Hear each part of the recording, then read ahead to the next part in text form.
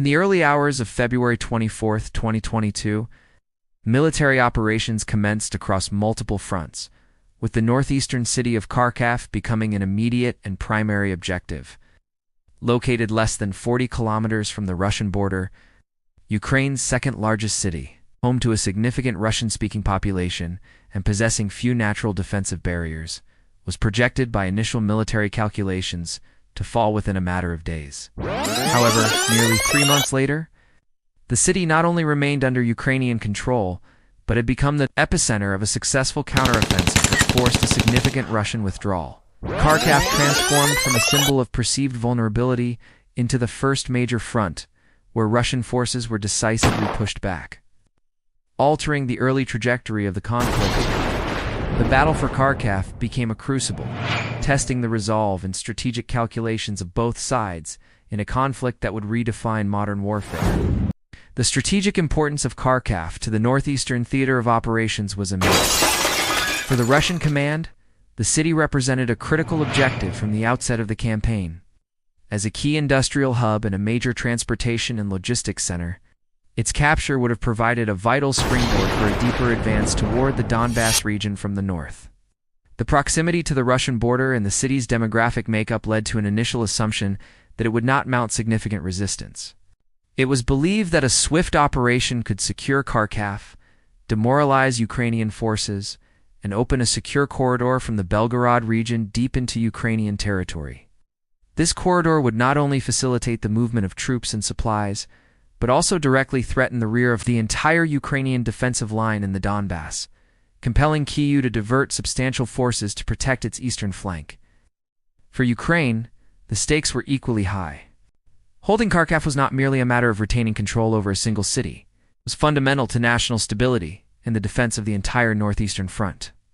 As a preeminent center of industry and technology, its loss would have dealt a devastating blow to the nation's economic and military-industrial capacity. Strategically retaining Kharkiv was essential to preventing Russian forces from consolidating control over the northeast and enveloping the Ukrainian army in the east. The battle for the city transcended its geographical boundaries, becoming a test of will, and a focal point where the strategic ambitions of the Russian command collided. With the determined resistance of Ukrainian defenders, the outcome of this confrontation would have far-reaching implications for the subsequent phases of the war. The initial phase of the operation, from February 24th to February 27th, was defined by a direct and rapid assault aimed at overwhelming the city's defenses. Russian mechanized units advanced directly from the Belgorod Oblast, penetrating the suburban districts of Kharkiv and initiating fierce street fighting. Armored columns attempted to push deep into the urban core, seeking to seize key administrative buildings, disrupt the command control structure, and induce a collapse of organized resistance. However, the events in Kharkiv unfolded differently from those in other contested areas like Hostomel or Mariupol. Ukrainian defensive forces did not abandon the city. Instead, they established a layered defense, holding their ground in neighborhoods and transforming the urban landscape into a lethal battleground. The defense was characterized by the extensive use of small, mobile anti-tank units, unmanned aerial vehicles for reconnaissance and targeting, and coordinated ambushes against advancing Russian formations. These tactics effectively neutralized the numerical and armored superiority of the attacking forces. Russian attempts to seize control of the city center were repulsed, and their efforts to capture local authorities or disrupt the command system failed. Within the first week, it became evident that the quick strike strategy, designed to stun and paralyze the city's defenders, had not succeeded.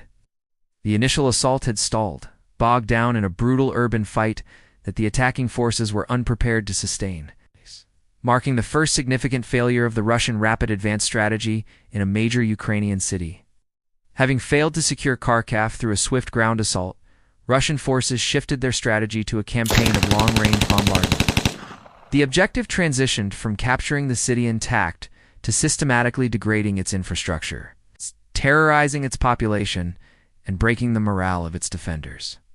Widespread artillery barrages, missile strikes, and aerial bombardments became a daily reality for the city's inhabitants.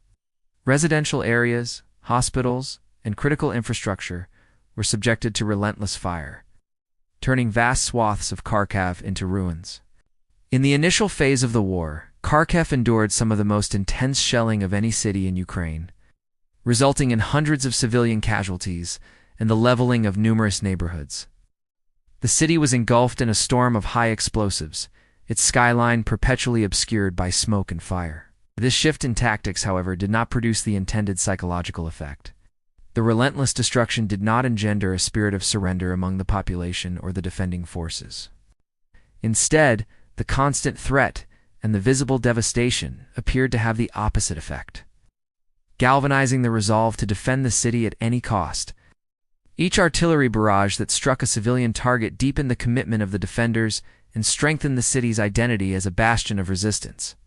The war of attrition, intended to crush Kharkiv's will, instead forged it in the crucible of destruction. The city absorbed the punishment and prepared for a protracted struggle, refusing to be broken by the sheer weight of firepower directed against it. The urban environment of Kharkiv proved to be a significant advantage for the Ukrainian defenders and a major impediment for the attacking forces. Rather than attempting to hold every street and building in a static defensive line, Ukrainian forces adopted a flexible, asymmetric approach. Small, highly mobile units leveraged their intimate knowledge of the city's layout to conduct hit-and-run attacks, ambushing armored vehicles in the narrow confines of urban streets and then melting away into the surrounding cityscape. These tactics turned Kharkiv into a disadvantageous environment for conventional mechanized warfare, where the numerical superiority of the Russian forces was largely negated. The city itself became a weapon, its buildings providing cover and its streets becoming channels for deadly ambushes. Simultaneously, the logistics that sustained the Russian assault became a critical vulnerability. The supply lines stretching back to Belgorod were long and exposed, making logistics vehicles prime targets for ambushes and raids by Ukrainian special forces and partisan units. This constant pressure on the supply chain meant that the Russian army lacked the logistical capacity to both encircle the city and mount a sustained large-scale ground attack. The offensive devolved into a stalemate of attrition, with Russian forces unable to advance and Ukrainian defenders unwilling to yield. The battle for Kharkiv became a grinding contest of endurance, where the ability to sustain operations and absorb losses was as crucial as tactical success on the front line. Beginning in April 2022, the strategic situation around Kharkiv began to shift. After weeks of absorbing relentless pressure, Ukrainian forces started to reorganize and launch a series of localized counterattacks. The initial objective of these operations was not to achieve a dramatic breakthrough, but to systematically push Russian forces away from the city's immediate periphery, thereby relieving the intense artillery pressure on civilian areas. These small-scale counteroffensives targeted weaknesses in the Russian lines, forcing them to cede ground village by village. By early May, the momentum had decisively swung in Ukraine's favor. Ukrainian units advanced steadily, pushing closer to the international border and threatening to cut off Russian formations that had advanced deeper into the Kharkiv Oblast. Faced with the prospect of being outflanked and encircled, many Russian units were compelled to conduct a fighting retreat. The artillery pressure on Kharkiv, which had defined the battle for months, was significantly reduced as Ukrainian forces recaptured the territory from which the shelling had originated. By May 13, 2022, the Russian command had effectively lost the initiative on the Kharkiv front.